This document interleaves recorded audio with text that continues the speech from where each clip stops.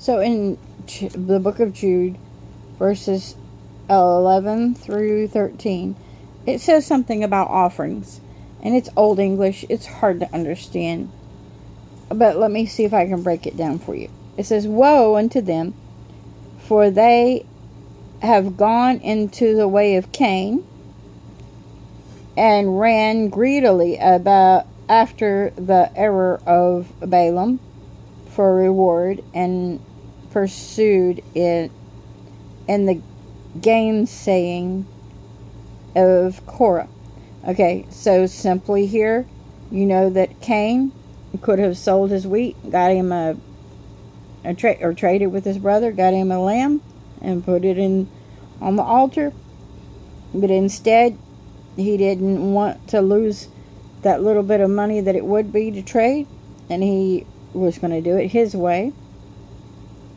And he did give sacrifice, but he did it his way. This section is talking about offerings and sacrifices, giving, okay? Pouring out for the Lord, or pouring out to the poor, okay? And so what does it say in verse 12? "These are spots in your feasts of charity." Well, a charity is giving, and a feast of charity, that's offering. When we go and give in the offering, we give to and we receive at the same time. And he says there's spots in it. And I'm going to presume that those spots are, because I've read it already, are demons, or are emotional sins of not being grieved in order in our giving, or being unhappy in our giving, being chinchy with our giving for the wrong reasons, which are all emotions from hell. Not those don't come from your Father.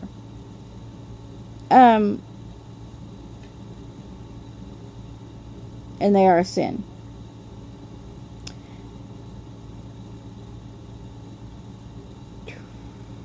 And then it goes on to say that these spots eat with you at the feast. They feast with you, feeding themselves without fear. So these spots, or these demons, or these orbs, whoever, Jude might have wrote them as orbs. Maybe he saw orbs eating like moths do at the offering of the Lord, at the gifts that they were giving to the poor, or the part that they give their 10%, and then the other percent is supposed to feed your family. But some way these orbs are being able to eat at your feast, at the feast of your charity. For they are clouds without water, and they are carried with the wind, and trees whose fruit withereth, without fruit, twice dead, and plucked up by the roots. So your gift, your commerce, both everything that you have ends up not being what it's supposed to be, because it has spots, or orbs, if I can be so bold as to say. And then verse 13, "Raging waves of the sea, foaming out their own shame, wandering stars, to whom is reserved the blackness of darkness forever." Okay, now, that being said, of course, that's a very old version. That's the RVR 1960. King James Version.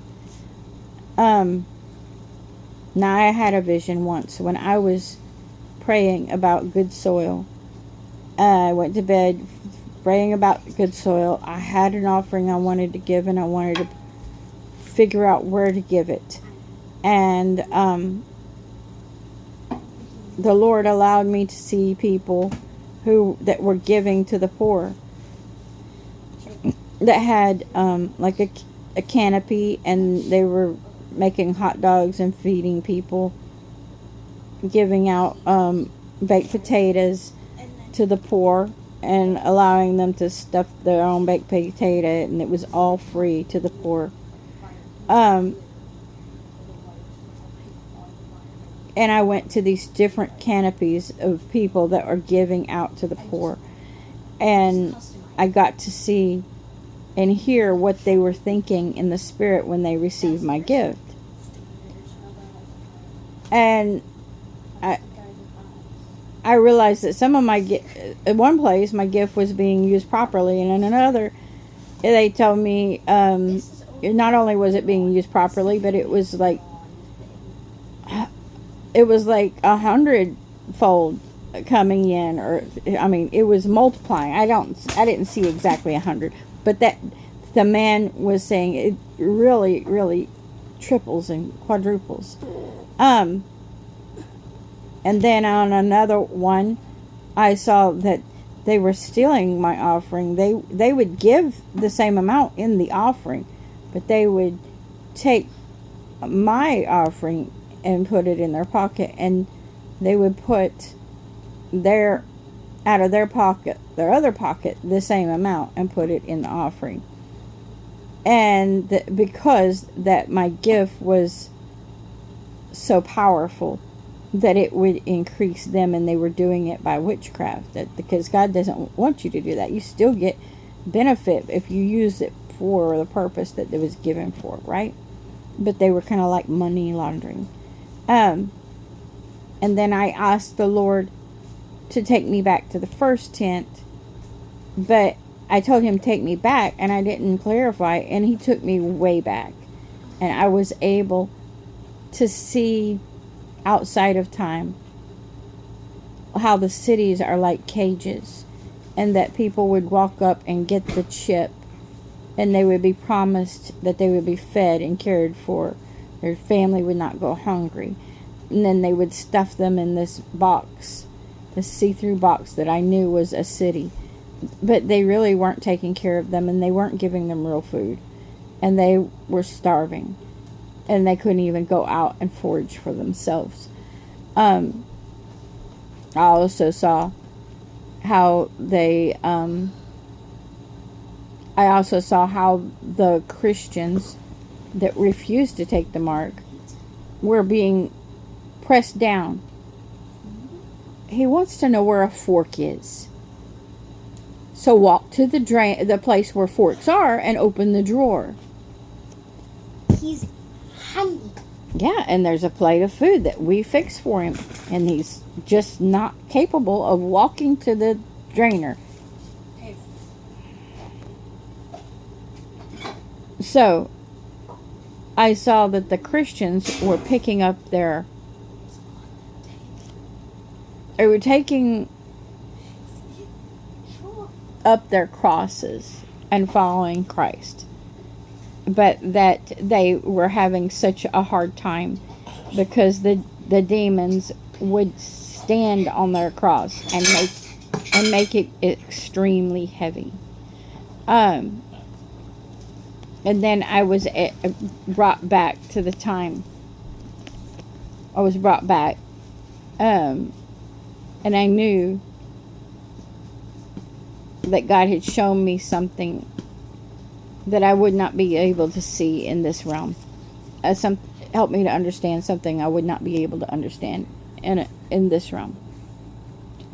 Thank you, Jesus, for understanding. Thank you, Jesus.